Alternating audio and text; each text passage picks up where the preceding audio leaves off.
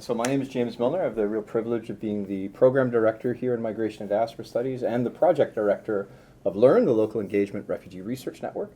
I'd like to begin by acknowledging where we're gathering, which is on unceded and unsurrendered Algonquin territory. And I want to, a particular historical note that some of you have already heard me share. Those of you who are able to look out the window, you'll see the Rideau River. And just on the far bank of the Rideau River is what we now call Vincent Massey Park. And there's a pedestrian bridge that goes across to Vincent Massey Park. And when that bridge was being built in the last 5 years or so, there was an archaeological dig to establish the foundation for the far side of the bridge. And during that dig, they found a flint head that was made out of stone that from what we would now call Ohio.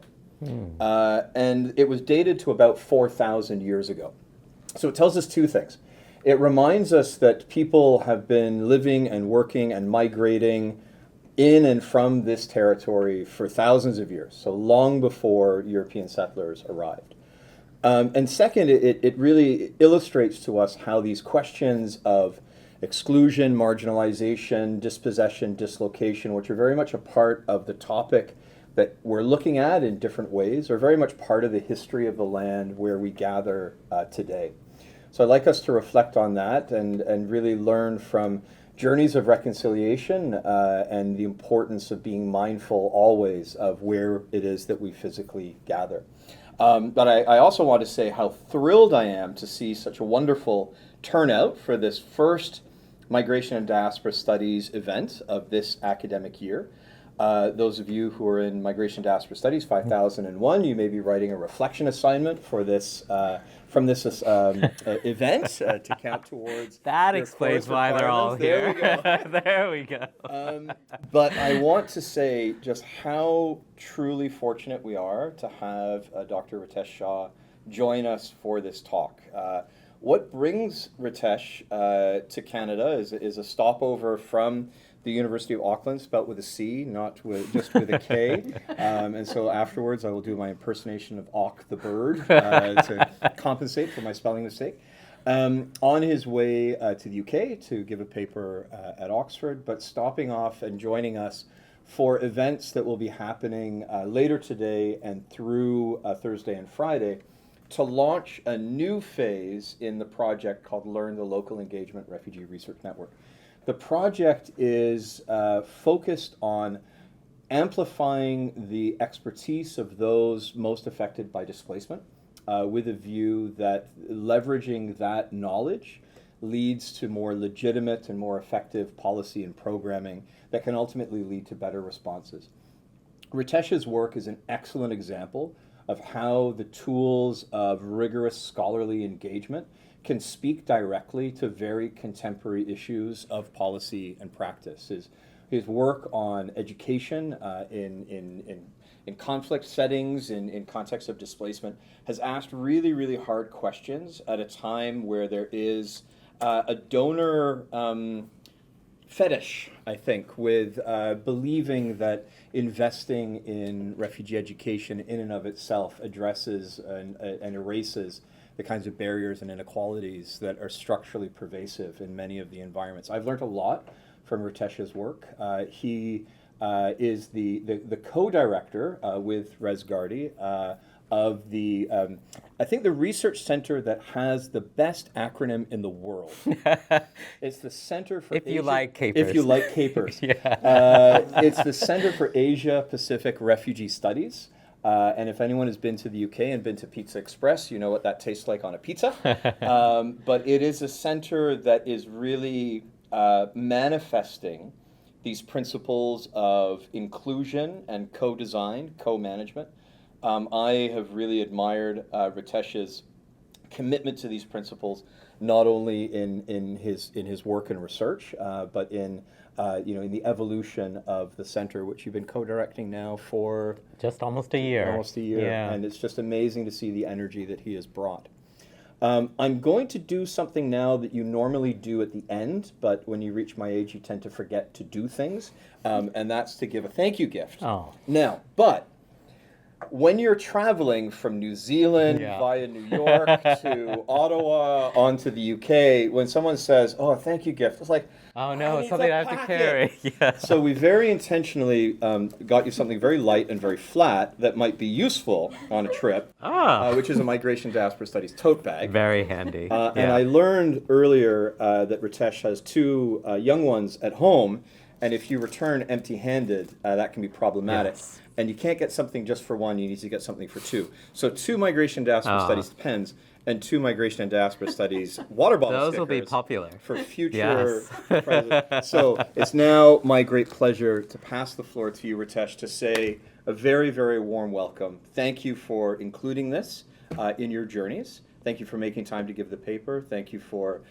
joining the Learn Network. We look forward to the next 2.5 days together, but there's no better way to start this conversation than hearing a really exciting piece of research. So I'm very happy to pass the floor to you. Thanks, James. Kia ora koutou. Ko Ritesh Shah tuku ingoa. That's in Te Reo Māori. That means my name's Ritesh. And like James, I want to acknowledge that I'm here as a guest on unceded land, which is not that dissimilar to the context we find ourselves in Aotearoa, New Zealand.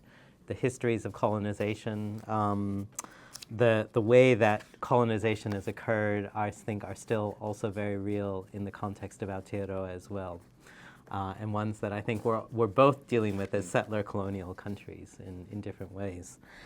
So James scared me when he said, look, there's going to be no PowerPoint. You're just going to have to talk. And as academics, we're terrified when we just have to talk or not. I told them that yesterday, I yeah. think. So. No, but so what I decided to do is that I'm going to actually share with you a draft paper or parts of a draft paper that are talking about the issues that are there in the abstract. And it was asked, someone asked, where am I based or what's my discipline? And I am a scholar of education, but the way I describe it is I'm looking at education as a site of inquiry into how do we understand these issues around forced migration, how does that link with broader questions of the political economy.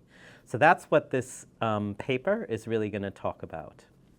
So what I'd like to argue, though, is that Western humanitarianism itself is part of the architecture of global capitalism. And then it does so through processes of racialization and bordering that govern not only the mobilities, but the lives and livelihoods of refugees around the world. And I'm going to use the example of refugee teachers. And when I talk about refugee teachers, I'm talking about individuals who have themselves been forcibly displaced and who may or may not have been qualified or have experience in teaching in the countries they fled from, but are now acting as instructors, facilitators, or animators in formal and non-formal education programs in the host countries that many of them reside in. So to make this argument, what I want to do is outline the kind of contours and dynamics of contemporary bordering practices, and then how it's connected to these ideas of racialization. I'm going to then explore how refugee education has and continues to be impacted by these practices, and specifically how education provision itself has become what some scholars have called a gray zone. I then locate the work of refugee teachers within these gray zones, noting how such conditions make them both necessary to, but also vulnerable to the interest of global capital. So to start, talking about the concept of bordering. And some of this, I'm sure, is going to be familiar to some of you. So bordering are the practices and policies that construct, maintain, and enforce borders. Now, these aren't just physical demarcations between nation states, but they're also dynamic, everyday social and political practices. So bordering goes beyond these geographic boundaries that separate nation states from one another, but are embedded in the societal structures, policies, and interactions, shaping how we feel, who's included, who's excluded, and how one feels a sense of belonging. It's a socially constructed phenomena. and a continuous process of defining and redefining boundaries between us and them, influencing who is identified as being within or outside a specific community, and then the rights, entitlements, and sense of belonging it might provide. So practices of bordering today extend beyond physical borders to encompass dynamic everyday instances that act as that kind of filtering mechanism. They now infiltrate the daily life for countless refugees and migrants who are subject to processes like identity checks and requirements for legal documentation to register for health and education services or to rent an apartment. But it also has meant increased securitization of mobilities through a range of firewalls and surveillance technologies, which preclude individuals from unruly mobility in the first place. So bordering, then, is an example of what Michael Omi and Howard Winant label as a racial formation, which categorize and label groups as distinct or different to others based on their location within, quote, socially and historically demarcated sets of demographic or cultural boundaries, state activities, life chances, and tropes of identity, difference, and inequality. It's this process of linking bordering practices with the significance of race through varying projects that serve to interpret, represent, and explain difference, and to organize the distribution of resources along these lines that makes it such. So if we think about this specific to issues of mobilities and migration, ethnicity, nationality, or religion has been actively deployed and reformulated to justify the mobility for some groups and to criminalize or securitize the movement of others. As Julia Morris notes, quote, poor brown and black migrants from the global south are channeled into making an asylum claim to move elsewhere, while those from mobile elite classes or white migrants and refugees are enabled to move more freely and with better access to certain levels of protections.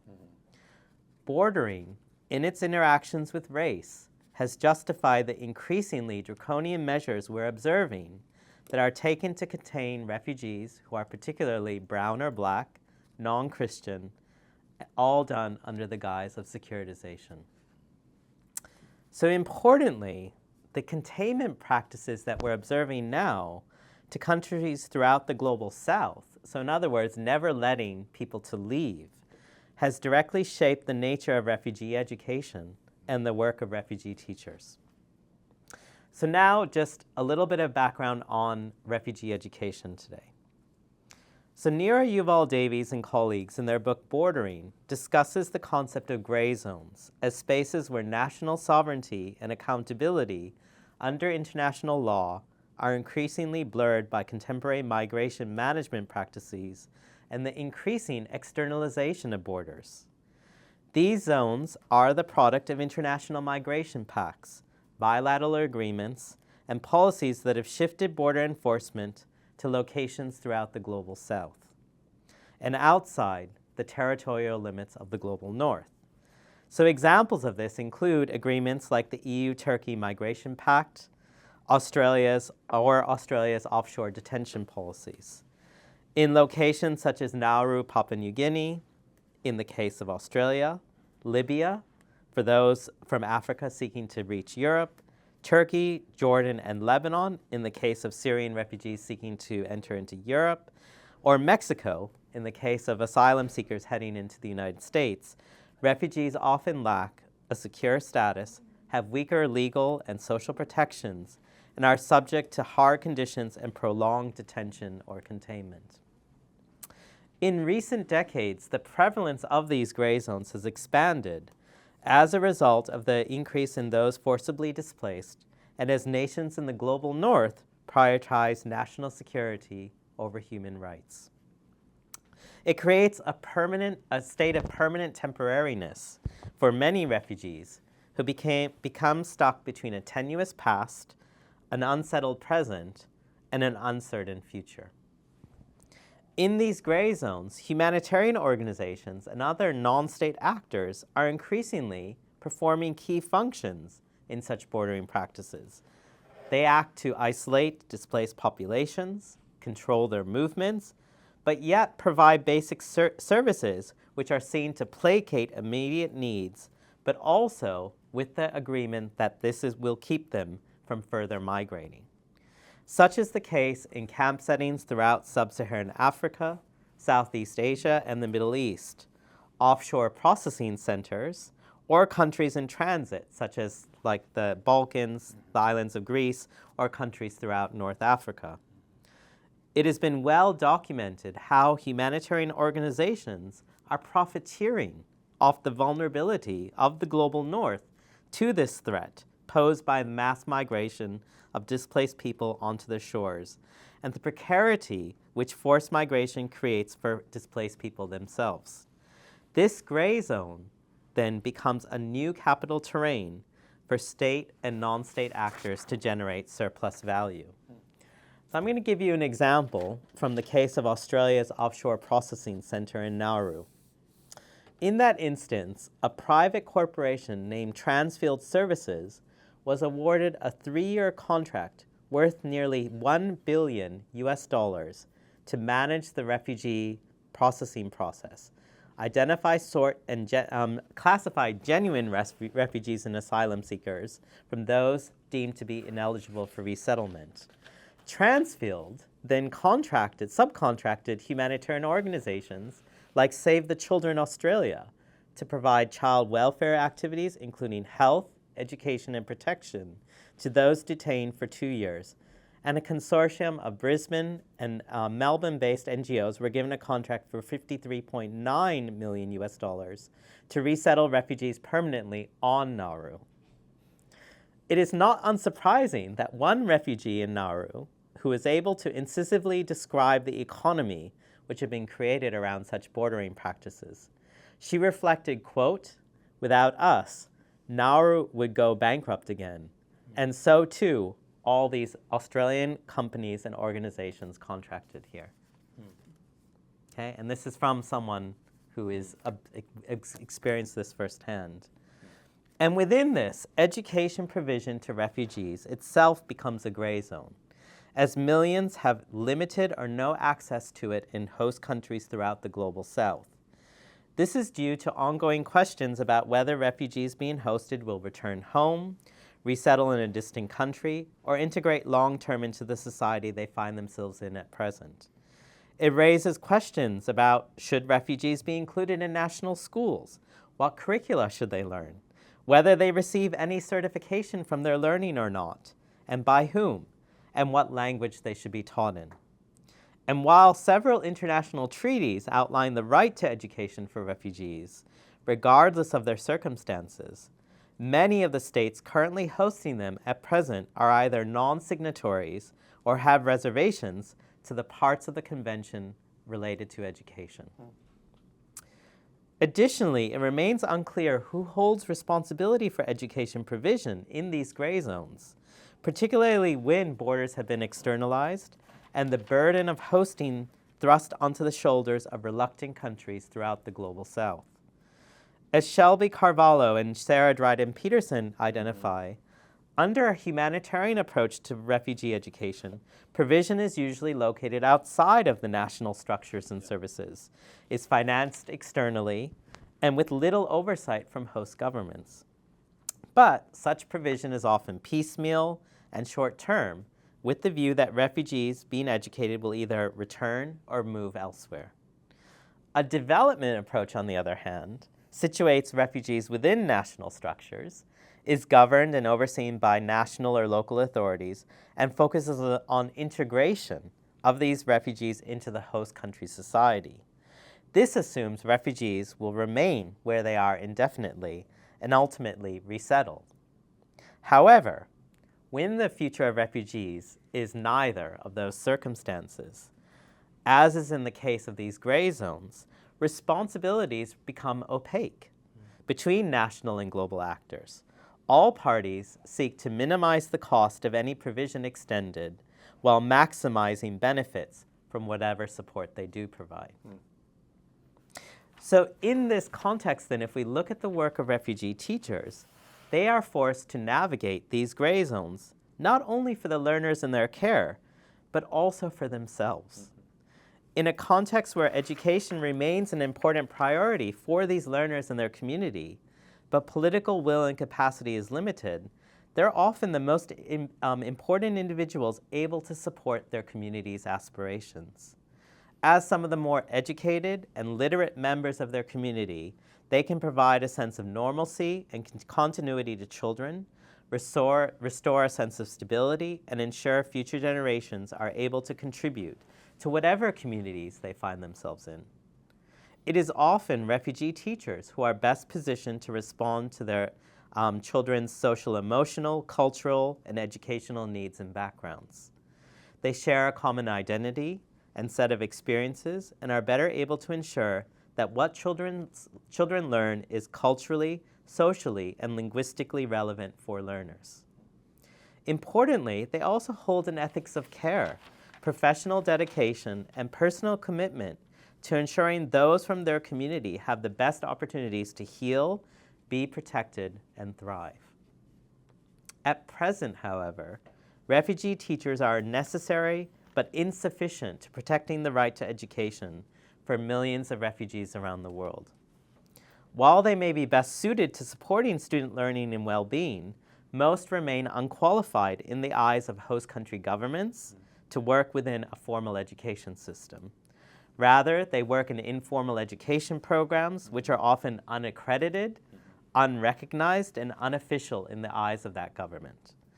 Refugee teachers often help to initiate and lead such programs, support learners from the community to access learning, which is available, adaptable, and accessible to their needs. However, in this gray zone that they're operating in, learners who complete such programs often end up with limited opportunities to enter or access higher levels of education or the workforce because these programs are unaccredited and unrecognized. And for the refugee teachers who do end up working within host country formal education settings, they're oftentimes employed as language or teaching assistants.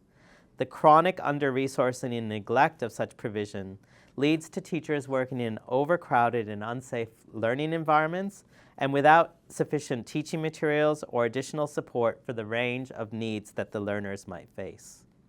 These teachers, like the students themselves, can be subject to xenophobia, hatred, and violence from other teaching staff and/or the host community. Ultimately, then, refugee teachers are subject to the same mechanisms of bordering, racialization, and precarity that others in their community face. For those already qualified as teachers, one of the most significant challenges they face are restrictive rights to work in the host countries they now reside in. A 2016 study commissioned by the World Bank found that in countries like Bangladesh, Chad, Ethiopia, Jordan, Kenya, Pakistan, and Uganda, and those countries are intentional because those are the countries hosting the greatest numbers of refugees globally, almost all impose a range of restrictions which make it impossible or difficult for refugees to easily integrate or participate in the labor workforce. Such restrictions are often put in place out of fears that including refugees in the labor market would distort them, driving down wages and increasing unemployment among citizens, despite the overwhelming evidence suggesting that this is not the case for skilled workers such as teachers. Additionally, even for those who do have entitlements to work, the capacity for many qualified refugee teachers to have their credentials and qualifications recognized in a host country are stymied by overly bureaucratic processes or the needs to have original documentation or evidence, which of course many would no longer have access to. And for those wanting or willing to upskill themselves and become accredited, restrictions on access to higher education or to teacher training, language courses, make it almost impossible for many to do so. And even if these teachers do attain their qualification, in countries such as Kenya, refugee teachers may still be prevented from becoming part of the teacher workforce, either because they are not citizens or because they lack the documentation to do so. So all of this leads to negative implications for refugee and host communities' children's schooling, achievement, and well-being. As recent research has revealed, the lack of professional development opportunities, certification pathways, and opportunities for career advancement are among the biggest issues to improving refugee teacher quality in displacement settings. This is coupled with poor salaries, poor contractual conditions, and high workloads, all of which deprofessionalize and devalue the important work of these individuals. It leads to high levels of attrition, low teacher motivation, and burnout. But it's interesting because it is increasingly being recognized on a global scale that refugee teachers can help to address the growing teacher shortage in countries hosting refugees around the world. Doing so will require increased financial resources and significant reforms to remuneration, retention, and professional development.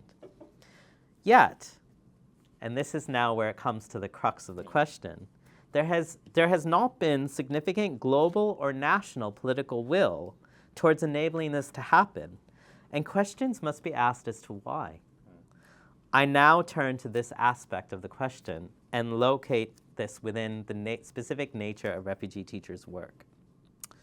So in her book, Cannibal Capitalism, Nancy Fraser examines the evolutions and contradictions of global capitalism. She argues that global capitalism's fundamental drive to derive surplus value is not just achieved through processes of exploitation, where workers are paid less than the value of what they produce, but also through processes of expropriation, which extract value from a wider set of processes and domains. Expropriation, she notes, often involves exploiting marginalized populations' free or unpaid labor, extracting resources without fair compensation, or undermining the sustainability of social and ecological systems to fuel capital accumulation. So in other words, it's how you extract something for free when it has value.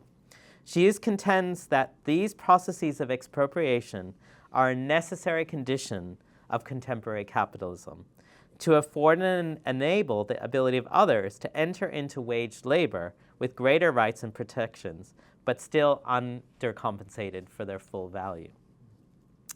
Additionally, Fraser underscores the critical role of the non-economic realm, particularly social and political structures, in facilitating this idea of expropriation. She argues that capitalism relies on conditions created outside the formal economy to sustain and expand its operations. This includes things like governance systems, social norms, and the kind of unpaid or undervalued labor that's often performed by women, typically, in households and communities. Capitalism's ability to extract surplus value depends on this exploitation of labor within the economic sphere, as well as the expropriation of resources and labor from these political and social domains. These realms provide the hidden, often free support systems that capitalism cannibalizes to fuel its growth.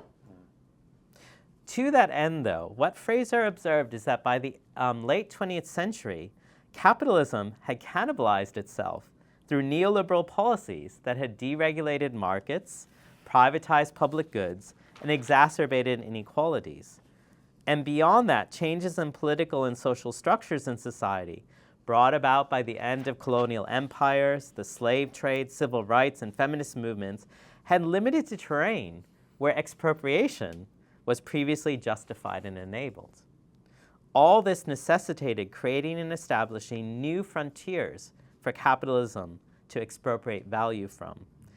These frontiers, Fraser argues, emerge in spaces previously outside the space of commodification or economic activity, but become enabled and justified by specific political and social structures. And this is where now I connected back to the bordering regimes. So bordering regimes subject whole groups and social worlds to rule-making and rules-based dispossession, deportation, and extraction, as I said, along racialized lines.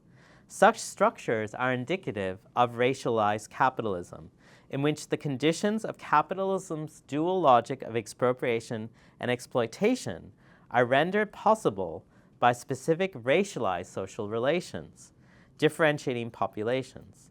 For refugees, it forces them to, quote, participate in an economic arrangement that casts them into the social margins and situates them on the peripheries of capitalism, according to Gargi Bhattacharya. Shabe Freidelund and Elizabeth Dunn have labeled this as refugee capitalism, confining refugees to, quote, bounded, racialized niches in the labor market. It has driven millions into minimally compensated or uncompensated forms of labor because of their precarious legal position and inability to secure social protections afforded by others. This allows capitalism's cannibalistic tendencies to continue by maximizing surplus value from this group. And so it is within this context of global capitalism, coupled with bordering, that we need to understand refugee teachers' labor today. Maylene Jacobson notes the restrictions which bordering puts in place forces refugee teachers, like other refugees, into regimes of dependency, control, and differentiation. It leads to the precaritization of labor and life, as these individuals are often barred or limited in their access to waged formal employment, and instead rely on either the informal economy or support from civil society to survive. Refugee teachers become relative surplus labor, who are or underemployed and easily exploitable in the service of education provision for refugee student education. Because of this situation, refugee teachers are forced into working as volunteers or teaching assistants, rather than fully fledged and paid educators. Compensation, if it is provided, is in the form of small stipends or incentive payments, which are set by agencies like UNHCR, which are often treated as cash for work under humanitarian livelihoods programs.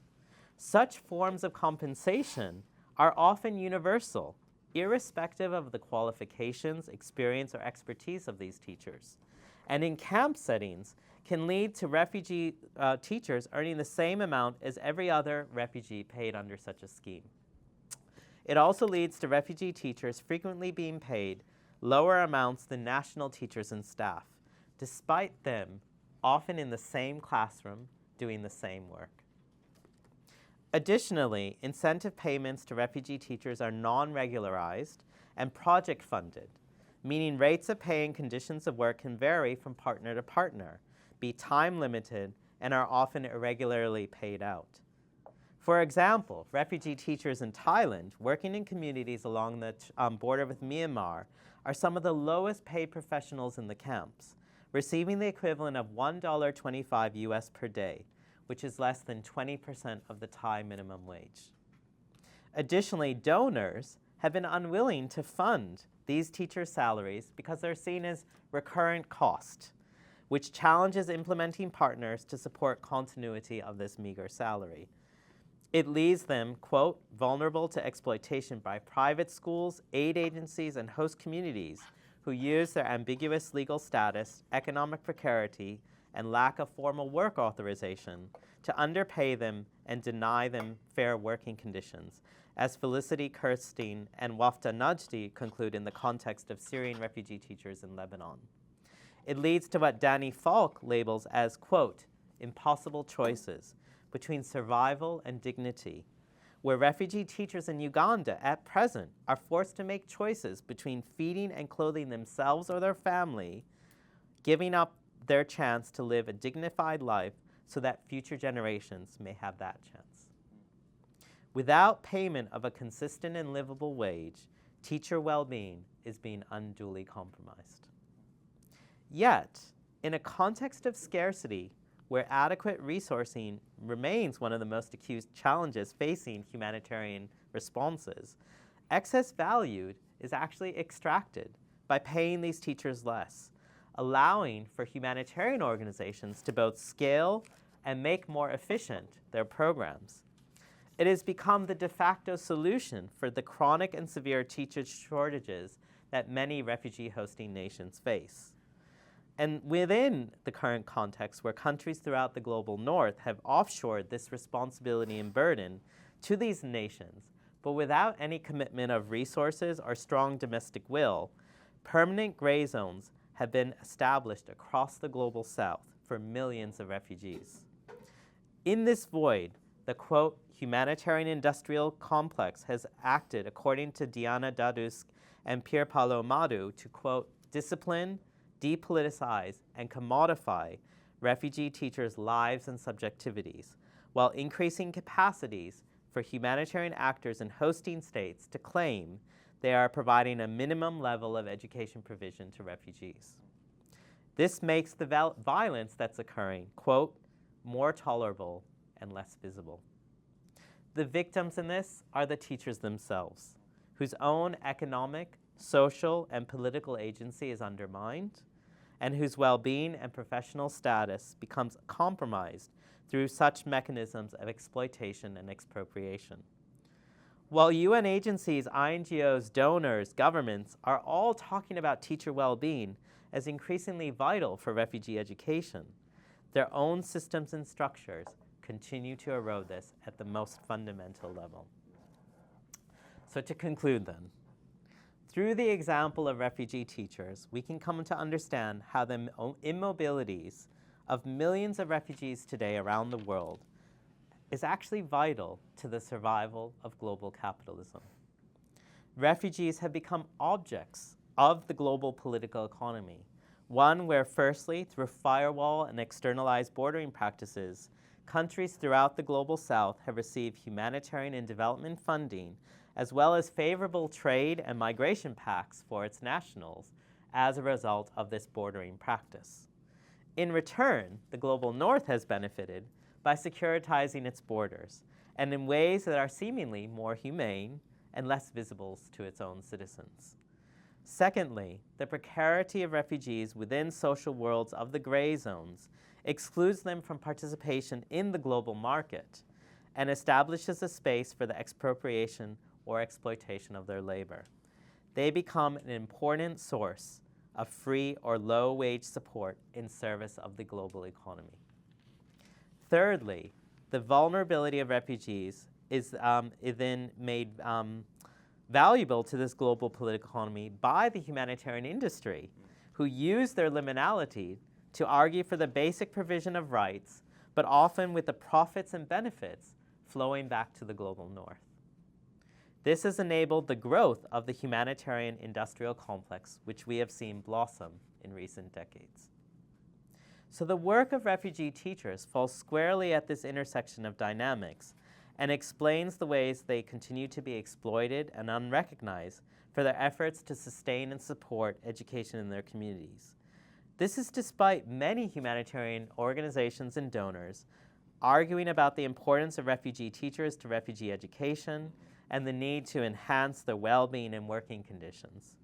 Increasingly, though, refugee teachers are taking matters into their own hands, protesting, striking, and challenging the narrative that resources are insufficient to fairly compensate or recognize them within national or humanitarian systems. Like past social movements, it is unlikely that change is going to come from the top, but rather from these acts of resistance, protest, and refusal from affected communities themselves.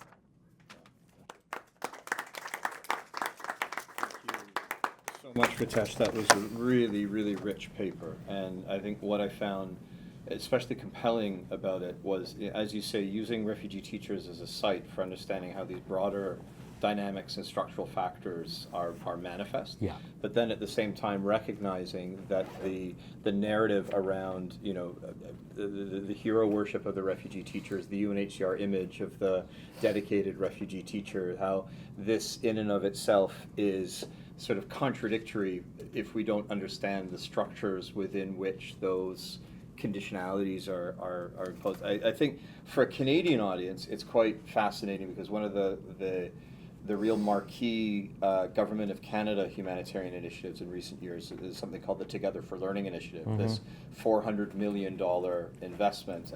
And a key part of that was that the Minister for International Development formed a refugee council of people with lived experience of displacement to be able to inform how this $400 million was going to be spent.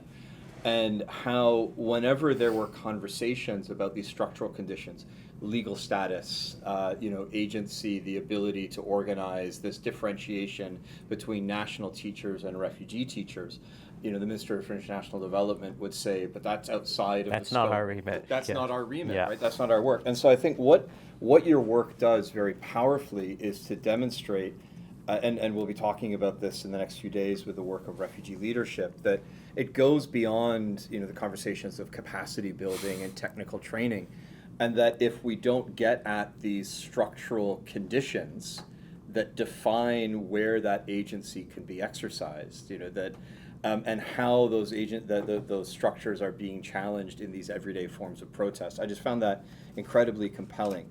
And maybe just one more note where I think the real power of your analysis speaks to some of these other conversations within the literature is around the literature around surrogate states, how in countries like Kenya that there was a willingness for the government to say to humanitarian actors, we're willing to host refugees so long as they're in these very isolated and contained spaces. Yeah. And now humanitarian actors became like state authorities managing social services within these spaces. But then you mentioned some of the more recent examples, like in Jordan, for example, where we don't have encampments, and how the technologies of the camp are performed in non-spatialized ways. And I found that just such an important and compelling contribution of this work that I find really exciting, and I'm keen to see how that works And out. I think, this concept of everyday bordering is a concept that I think we see in our own context in terms of how those who are recent migrants or refugees are often surveilled by the state in different ways, right? It's by asking for specific forms of identity, which may not be asked of others, the ways that reporting requirements are, it varies from state to state, and I don't know the context in Canada well enough, but particularly like in a place like the UK or the US, the US, of course, right now, it's very explicit around these things, but in the UK, this has been going on for about a decade now. Yeah. So, There's so much more that we have to discuss, and that also within that intervention is the question about when education is seen as a pathway to a third country solution and what that does. Highly recommend the graphic novel When Stars Are Scattered to be able to understand that. A wonderful story that takes place in Dadaab. So much more to discuss, Ritesh. It was a fantastic paper and a really, really engaging discussion. I can't think of a better way to start our program year in Migration and Diaspora Studies. We're really grateful for your time and your generosity in sharing this. Yeah. Thank you, everyone, for being here. Please join me in thanking Ritesh.